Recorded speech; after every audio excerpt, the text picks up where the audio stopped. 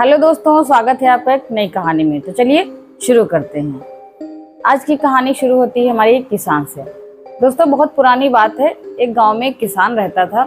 वो बहुत ही भोला भाला था और खेती करता था। किसान है तो खेती तो करेगा ही। ऐसे ही एक दिन वो खेती करने के लिए अपने खेत पे गया था। खेत पे जब वो गया, अपने खेत में जुताई कर रहा था, उसको एक वहाँ पे हल चलाते समय एक ओखल मिल गया। ओखल उसने झाड़ पोंछ के देखा तो बड़ा ही अच्छा था, नक्काशीदार, और उसने और ज्यादा साफ किया तो वो एकदम सोने जैसा चमकने लगा। जब सोने जैसा चमकने लगा तो उसने सोचा ये जरूर सोने का ही। वो बहुत खुश हो गया। जब खुश हो गया तो उसने उसको ओखल को उठाया और अपने थैले में बड़े से डाला जो लेके गया हुआ था वहां पे, और लाद के पीठ पे घर आया। उसकी एक बेटी थी, बहुत ही खूबसूरत थी और चतुर भी थी, बहुत चतुर सयान थी। वैसे ही उसका नाम था चमेली। तो चमेली ने जब देखा कि अरे पिताजी आप बहुत खुश हो, बोले हाँ बिटिया देखो हमारे, उसने कंधे से थैला उतार करके रखा नीचे। हाँ देखो बिटिया हमें क्या चीज मिली है। हम सोचे इसको राजा को भेंट दे, ये बहुत कीमती है। और अमीर लोग कीमती चीज तो रखते ही, हम लोग गरीब लोग हैं कहाँ रख पाएंगे। तो उसने कहा पहले पिताजी देख तो लें कि क्या है। तो उसने उसको निकाला और दिखाया, बढ़िया चमचमाता साफ सुथरा उसने जो है ओखल, लेकिन मूसल का कोई पता नहीं। उसने कहा बिटिया रानी इसको दे के आते हैं महाराज को, महाराज बहुत खुश होंगे। उसने कहा कि पिताजी आप दे करके तो आओगे उनको, लेकिन अगर उन्होंने कुछ उल्टा सवाल पूछ लिया तो, क्योंकि अमीर लोग बहुत नक चढ़े होते हैं, कुछ भी पूछ सकते हैं। और किसान चूंकि भोला भाला, उसने कहा नहीं बिटिया, वो उसको पाएंगे महाराज तो बड़े खुश हो जाएंगे और हमको इनाम भी देंगे। तो उसकी लड़की जो थी वो कहने लगी पिताजी पहले आप मेरी बात सुन तो लें। तो क्या बिटिया बताओगी। तो कहने देखो पिताजी, अगर उन्होंने कुछ देखा, कहा कि उसने इस तरह से कुछ बना के शब्द बोले कि कुदरत का कमाल खूबसूरत है ये ओखल, बताए मूर्ख किसान कहाँ है इसका ओखल, तो क्या जवाब दोगे। तो किसान जो है कंधे उचकाया, बोला अरे ऐसा कुछ नहीं होगा, हमारे महाराज जो है इसको पाएंगे और बहुत खुश होंगे पा करके। तो लेकिन वो जो है पहले उसको थैले में डाला और फिर कंधे पे लादा चल दिया। बाहर जब पहुंचता है वहां पे राजमहल के गेट पे, दरवाजे पे, तो वहां संतरी लोग खड़े थे, दरबान लोग। कहने लगे कहाँ जा रहे हो, कहाँ जा रहे हो। उसने कहा कि महाराज को हम ये भेंट देने जा रहे हैं। तो जब भेंट देने की बात सुनी तो संतरी लोगों ने उसको अंदर ले जा करके दरबार में पहुंचा दिया महाराज के। अब महाराज जी ने जैसे ही वो ओखल देखा, कहा कि अरे इतना खूबसूरत है, मन ही मन सोचा। तो उसने जो है वैसे ही जैसे उसकी पुत्री ने कहा था कि कुदरत का कमाल बहुत खूबसूरत है ये ओखल, बताए किसान कहाँ है इसका मूसल। अब उसने जो है किसान ने ऐसे सर पे अपने हाथ मारा, मत्थे पे, कहा कि ये तो बिल्कुल वही शब्द है जो मेरी बिटिया ने कहा था। अब महाराज ने सुन लिया, बोला क्या बोल रहे हो। तो उसने कहा कि बोल क्या रहे महाराज, हमारी बिटिया ने भी यही शब्द बोले थे कि महाराज के पास आप इसको लेके जाओगे तो महाराज ऐसे ही कहेंगे। तो महाराज सोचने लगे कि ये जरूर उसकी जो बिटिया है, पुत्री है, वो बहुत चतुर होगी, इसीलिए ऐसा बोला। तो उसने कहा कि ठीक है, हम तुम्हारी जो है बिटिया की परीक्षा लेंगे, अगर वो उस परीक्षा में पास होती है तब हम समझेंगे कि वो बहुत चतुर है, वही बोला मैंने जो उसने बोला था। अब वो किसान घबराने लगा कि ऐसा क्या है वो परीक्षा लेंगे करके। उसी समय महाराज अपने दरबारियों से एक कपास मंगाते हैं, थोड़ा सा कपास मंगा के उसको एक पुड़िया में से लपेट देते हैं और कहते हैं जाओ ये अपनी पुत्री को दे देना, कहना कि हमारी इसको जो है सूत काट के और इसका जो है बहुत अच्छी सी कमीज तैयार करे, और जितने मेरे फौज में आदमी हैं उन सब पूरे फौजी लोगों के लिए एक एक कमीज तैयार करे बहुत ही जल्द। अब बेचारा किसान घबरा जाता कि पुड़िया में जितना सा कपास है और इसको सूत काटना है, उसके बाद कमीज बनाना, कैसे हमारी। वो ऐसे से नाक हो जाता हुआ क्या करे सिर उनता पहुंच गया। घर लेकर के जब पहुंचा तो अपनी पुत्री को इसे दिखाता है। तो उसकी पुत्री कहती है अरे पिताजी आप परेशान ना होइए, हम इसका कुछ उपाय सोचते हैं। और वो जो है बैठ गई, उसको लेकर के पुड़िया खोली है, देखा कि इतना सा उसमें कपास है, वो लेकर के वहीं पे बैठी और उसको ऐसे से झाड़ने लगी। तो उसने किसान ने पूछा अरे बिटिया इसमें तुम क्या कर रही हो। तो उसने कहा पिताजी आप जो है हमको करने दीजिए जो हम कर रहे हैं, आप थोड़ा देर तसल्ली से बैठिए, आप आराम करिए, सुस्ता लीजिए, थक गए हैं। तो वही किसान कुछ नहीं बोलता है। जब उसको झाड़ती है ऐसे कपास को तो उसमें से निकलते हैं कपास के 2 बीज, क्योंकि चाहे जितना भी उसको किया जाए, उसने महाराज ने चतुराई तो बहुत दिखाई थी, लेकिन उसमें फिर भी कपास के 2 बीज उसमें निकल आए। जब निकल आए उसने 2 बीज को कपास अलग कर लिया, दूसरी पुड़िया में वो बीजों को से लपेट दिया, पुड़िया बना दी, और अपने पिताजी से कहा पिताजी इनको ले करके आप दरबार में जाओ और महाराज जी से कहना कि महाराज जी हमारी पुत्री जो है वो चमेली, वो कमीज बनाने को तैयार है, सूत भी काटेगी। लेकिन परेशानी की बात यह है महाराज कि सूत काटने के लिए चरखा और करघा तो है ही नहीं, कपड़ा कैसे बनाएगी वो और कैसे वो सूत काटेगी। इसलिए आप इसके जो खोल हैं बीज के, कपास के, इससे आप चरखा और करघा बनवा दीजिए महाराज। जितनी जल्दी आप इसको बनवा देंगे उतनी ही जल्दी जो है कमीजें तैयार हो जाएंगी। अब महाराज जो है मुस्कुराए, हंसे, बोले आपकी बिटिया बहुत सयानी है, बहुत चतुर सयानी। तो उसको ऐसा हम जो है उससे मिलना चाहते हैं और मिलना चाहते हैं, लेकिन उससे कहो दरबार में आए, पर मेरी एक शर्त है। शर्त ये है कि वो ऐसे टाइम पे आए कि ना सुबह हो ना शाम हो, ना दिन हो ना रात हो, और जो है वो ना किसी सवारी से आए और ना किसी जो है घोड़े पे बैठ के आए, ना ही वो कपड़े पहन के आए, ना ही वो निर्वस्त्र आए, ना ही वो पेट भर के आए, ना ही वो जो है भूखी आए। जब ऐसा वो कर पाएगी और तभी हम उससे मिलेंगे, अन्यथा नहीं मिलेंगे। और अगर वैसा नहीं कर पाई तो तुम्हारा सर और तुम्हारी पुत्री का सर, दोनों का सर कलम करवा देंगे। महाराज जी ने जब ऐसा कहा, अब किसान बहुत सोच में पड़ गया कि क्या करें क्या करें। ऐसे से सुनता वो फिर चल दिया, जा करके पूरी की पूरी राम कहानी अपनी बिटिया को सुना दी। अब बिटिया थोड़ा सा तो घबराई, लेकिन उसने कहा पिताजी मुझे सोचने का मौका दो, तुम कुछ ना परेशान हो, बस तुम जा करके थोड़ा। उसने सोचा विचारा, फिर कहा पिताजी आइडिया आ गया है मुझे, अब आप जाओ, मुझे एक मछली का जाल जो जिससे मछली पकड़ते हैं, मछली पकड़ने वाला जाल मुझे ला करके आप दे दो, ठीक है, और हम तैयार होते हैं और चलते हैं। उसने क्या किया भाई, उसने जो है जो मछली पकड़ने का जाल था उसने अपने तन पे लपेटा और 2 मुट्ठी चने उसने खाए। और वहां से जो है उसको जैसे ही सांझ की बेला हुई, गोधूली, ना सुबह ना शाम, बिल्कुल बीच का समय, और उसने अपने उससे बाणे से एक निकाली बकरी, उस पे रखी उसकी लकड़ी की काठी टाइप में, और उसमें पहिए लगे थे। ना वो सवारी थी ना ही वो घोड़ा गाड़ी थी, कुछ भी नहीं था। वो आराम से उस पे बैठ गई, एक पैर ऊपर करके और एक पैर नीचे घसीटते हुए आराम से वो राज दरबार में जाने को तैयार हुए। कहा पिताजी चलिए हमारे साथ। और उसके किसान और किसान की बेटी दोनों चल दिए। वहां संतरी जब दरबारी जो थे वहां देखते हैं, उसको जाने से अंदर दरबार में रोकते हैं। लेकिन जब पता चलता है कि महाराज ने उसको ऐसे ही आने के लिए कहा था, सारे दरबारी देख करके उसको बहुत भौचक रह जाती है, अरे ये क्या तमाशा है। जब वहां पे महाराज देखते हैं तो महाराज भी बिना हंसे नहीं रह पाते हैं, बहुत हंसते। उसके बाद में जो है वो जब खामोश होते हैं उसके बाद उससे पूछते हैं कि तुम ये कैसे आई हो। उसने पूरा विस्तार से बताया, महाराज मैं ना सवारी पे आई हूँ, ना ही मैं घोड़े पे आई हूँ, और ये हमारी गोधूली बेला है, ना सुबह है ना शाम है, ये बीच का समय है, और हमने जो है सिर्फ 2 मुट्ठी चना चबेना खाया है, ना मैं भूखी हूँ और ना ही मेरा पेट भरा हुआ। और देखिए महाराज मैंने मछली का जाल पहना हुआ है, ना मैंने वस्त्र पहने हैं, ना ही मैं निर्वस्त्र। महाराज जी बहुत प्रसन्न हो जाते हैं और तुरंत ही ऐलान करवा देते हैं मैं किसान से कि ऐ किसान, मैं तुम्हारी पुत्री से विवाह करूंगा। अब वो बहुत भौचक रह जाता है कि ये क्या बात हुई। वो किसान तो वहां छोड़ करके उसको गया हुआ था, वो बाहर वहां से लेकर के वापस जाता है, फिर उसको जाता है घर पे, बातचीत होती है, फिर वो परेशान होता है कि क्या करें क्या ना करें।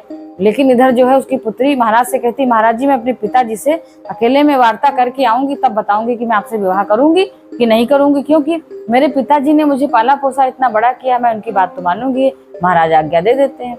अब वो चली जाती है। जब घर जाती है सलाह मशविरा करती तो उसके पिता कहते हैं, देखो पुत्री, ये बड़े लोग हैं, महाराज जिस पे प्रसन्न होते हैं उसको जो है सम्मान देते हैं, और आप प्रसन्न होते हैं तो उसको तिरस्कार भी करते हैं, निकाल भी देते हैं। जब मन चाहा तो रखा, अनचाहा तो बाहर निकाला। इसलिए ऐसा करो, तुम विवाह तो इनकार तो कर नहीं सकती क्योंकि वो महाराज हैं, इसलिए तुम अपनी सुरक्षा, अपना ख्याल खुद रखना। और यहाँ तुम्हारा कच्छ जैसे ही तुम्हारा ये है झोपड़ा मेरा जहाँ रहती हो, इसको वैसे ही रहने दो, ताकि हो सकता है अभी तुम्हें कहीं निकाला ना मिले, कुछ हो तो तुम्हें आकर के यहीं रहना पड़ेगा। तो पुत्री मुस्कुराती हुई कहती है, पिताजी आप इसकी चिंता ना करें। लेकिन वो अपने पिताजी की बात मान लेती है, अपना कच्छ जैसा उसका रहता है वो पड़ा रहता है। वो वहां पहुंच जाती है दरबार में। दरबार में पहुंचती है तो हामी कर भर देती है शादी के लिए। अब जब शादी के लिए जब वो हामी कर भर देती है तो महाराज बड़े प्रसन्न है, वो एकदम तैयारियां शुरू हो जाती, पूरा राजमहल सजाया जाता, शाही शादी की तैयारी होती है, पूरी सराय, पूरा गांव, पूरा सब इलाका जितना उनका था राजमहल से लेकर के बाहर तक पूरा का पूरा बहुत अच्छे से तैयार कर दिया जाता है शाही शादी के लिए। शादी संपन्न होती है और इधर जब बहुत ज्यादा भीड़ भाड़ होती है, लोग शाही शादी में शरीक होने के लिए बहुत दूर दूर से सब आते हैं। वहीं पे जो है एक व्यक्ति होता है, किसान ही वो भी होता है, वो अपनी एक गर्भवती गाय को लेकर के बेचने के लिए आया हुआ होता है। वो पहले से वहां रुका हुआ होता है, उसको भीड़ भाड़ में जगह नहीं मिलती है। तो सराय का एक मालिक होता है, वो क्या कहता है, जगह नहीं है बाबा, तुम ऐसा करो, मेरे छप्पर के नीचे अपनी गाय बांध दो, सवेरे को जब शादी संपन्न हो जाएगी तब आप चले जाना। अब वो किसान बात मान लेता उसकी। वहीं पे उसके जो बांस के वो लगे होते हैं खंबे टाइप में, छप्पर के नीचे वो बांध देता है, खूंटा गाड़ के बांध देता है। वहीं पे गाड़ी खड़ी होती है सामान ढोने वाली। तो क्या होता है, रात में उसकी गाय जो है एक बच्चा देती है, बछड़ा को जन्म देती है, और वो बछड़ा वो लुढ़क करके गाड़ी के नीचे चला जाता है। गाड़ी के नीचे चला जाता है। इधर शादी राजमहल में संपन्न हो जाती है। महाराज जी ऐलान करवा देते हैं कि अब जो है राज दरबार में महारानी नहीं आएंगी और रानी साहिबा महल में रहेंगी, हम स्वयं दरबार में बैठेंगे। क्योंकि वो जानते थे कि महारानी बहुत चतुर हैं, ये जरूर हम जब फैसला करेंगे, कुछ भी करेंगे तो इसमें बातचीत कर सकती हैं। तो वो बाहर नहीं उनको रखना चाहते थे, इसलिए उनको आदेश दे डाला कि आप राजमहल में अंदर ही रहेंगे। अब इधर जो ये बछड़े का वाला जो हुआ था, बहुत ज्यादा बवाल हुआ। बवाल इस बात पे हुआ कि जो गाड़ी थी जिसकी, वो कहने लगा कि जब वो ले जाने लगा अपनी गाय को बेचने के लिए वापिस, तो उसने कहा ये बछड़ा हम नहीं देंगे, क्योंकि बछड़ा तो आ गया था गाड़ी के नीचे, ये बछड़ा हमारा हो गया, गाय तुम्हारी है। लेकिन किसान ने कहा नहीं, वो बछड़ा तो मेरी गाय के पेट से निकला है, वो हमारा हुआ। अब वो नहीं मानता। जब नहीं मानता है तो बहुत तरीके से, पहले तो बातों से युद्ध हो रहा था, फिर उसमें हाथापाई होने लगी, लठमार युद्ध की नौबत आ गई। तब तक बाहर जो है राजा की संतरी देख रहे थे, वो आए, उनको पकड़ करके राज दरबार में ले गए। और जब राज दरबार में ले करके गए भाई, वहां पे महाराज बैठ करके फैसला करने लगे। कई लोग कहने लगे हाँ भाई, गाड़ी के नीचे था वो बच्चा तो उसका हुआ बछड़ा, और गाय किसान की हुई। अब किसान बेचारा बड़ा परेशान किए, राजा महाराजा ने कैसी परेशानी में हमको डाल दिया भाई, कहीं माँ के साथ बच्चा ही तो रहेगा जब उसका बच्चा है गाय का। लेकिन जब आधे लोग कह रहे नहीं ऐसा है, आधे लोग कह रहे नहीं वैसा है। अब गाड़ी के नीचे जो सामान है वो गाय गाड़ी मालिक की हो गई, और जो गाय इधर बंधी थी वो जिसको सराय के मालिक ने बंधवाई थी, तो वो गाय उस किसान की हो गई। अब जब ऐसा एक तरफा फैसला हो गया, सभी लोगों के कहने पे किसान दुखी परेशान होकर के बाहर आया और दरबारियों से कहने लगा जो बाहर खड़े थे कि भाई मुझे रानी साहिबा से मिलने का जो है उपाय बताओ। क्योंकि सभी लोग कह रहे थे कि अगर महारानी बाहर होती और तो ये ऐसा फैसला नहीं होता, जरूर किसान को उसका न्याय मिलता। तो किसान कहना भाई मुझे कुछ जुगत बताओ कि कैसे मिलेंगी। तो एक दरबारी जो बहुत देर से उसको देख रहा था कि हैरान परेशान, से कहता ऐसा करो तुम राजमहल के आसपास जो है टहलते वहलते रहो, देखो शायद तुम्हें महारानी से मुलाकात हो जाए। वो उसकी बात मान लेता है और डेली वो जो है सुबह शाम राजमहल के आसपास के चक्कर लगाता है। एक दिन उसको रानी गुनगुनाते हुए दिख जाती हैं।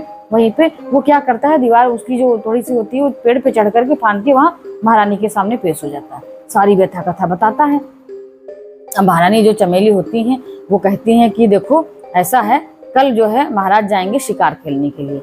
शिकार खेलने जहाँ जिस जंगल जिस एरिया की तरफ ये जाएंगे, मुझे पता चला है वहीं पे एक सूखा तालाब पड़ा हुआ है।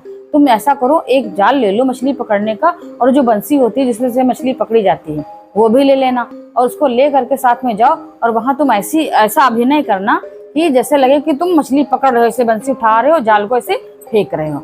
जब तक महाराज इधर रहे तब तक तुम यही करना। और जैसे महाराज पूछे कि ऐसा क्यों कर रहे हो, ये क्यों कर रहे हो तुम, इसमें सूखे तालाब में कहीं मछली पकड़ते हैं, तब तुम यही कहना कि जब गाड़ी बच्चा दे सकती है तो ये क्यों नहीं हो सकता है, सूखे तालाब में मछली भी पकड़ी जा सकती है। तो अब ऐसा उसको सिखा करके उन्होंने भेज दिया। अब ठीक वही हुआ, वही नियत समय पे जैसे महाराज गए वहां पे शिकार खेलने के लिए, और ये वहां पहले से मौजूद था किसान, इसने ठीक वैसे ही किया जैसे महारानी चमेली ने बताया हुआ था। अब ये जब मछली पकड़ने का अभिनय करता है, महाराज देखते हैं ठीक वैसे ही सवाल करते हैं, और जैसे सवाल वो करते हैं वैसे ही वो जो है किसान जवाब देता है कि जब गाड़ी बच्चा दे सकती है और गाड़ीवान का बच्चा हो सकता है, तो फिर मछली क्यों नहीं सूखे तालाब में पकड़ी जा सकती। अब महाराज जी अवाक, उसको जो है कहने लगे ये तुम्हारे शब्द नहीं है, क्योंकि अगर तुम जो होशियार होते, चतुर होते, तो कल भी जो उसके पहले कल परसों में दरबार में जब ये सब घटना हुई थी तुम बोलते, अभी तुम इतने दिनों में कहाँ से कल आ गई, जरूर ये महारानी के शब्द हैं। उसको डराते हैं बहुत, से पूछते हैं, पूछताछ जब कड़ाई से होती है तो वो क्या करता है, बेचारा परेशान हो जाता, बोल देता है कि हाँ हम महारानी से ऐसे ऐसे मिले थे। अब ये जब आते हैं वापिस, महाराज जी उनको न्याय दे देते हैं, किसान को बच्चा उसका दिलवा देते हैं, गाय का बछड़ा, और वो लेकर के खुशी खुशी चला जाता है। लेकिन महाराज जी को कहाँ तसल्ली कि महारानी जी ने फैसला किया है। वो जो है पहले उनसे कह चुके थे, देखो जब भी कुछ परेशानी होगी, कुछ मुझे लगेगा खटकेगा, तो मैं तुरंत तुमको यहाँ से निकलने का आदेश दे दूंगा, तुम्हें वापस जाना पड़ेगा। तो अब आते हैं जब अंदर, उनसे महारानी से कहते हैं तुमने मेरा नियम तोड़ा है, अब तुम्हें वापस जाना होगा, लेकिन जाने से पहले तुम अपने मन की कोई भी चीज यहाँ से ले जा सकते हो, जो चीज चाहो तुम ले जा सकती हो।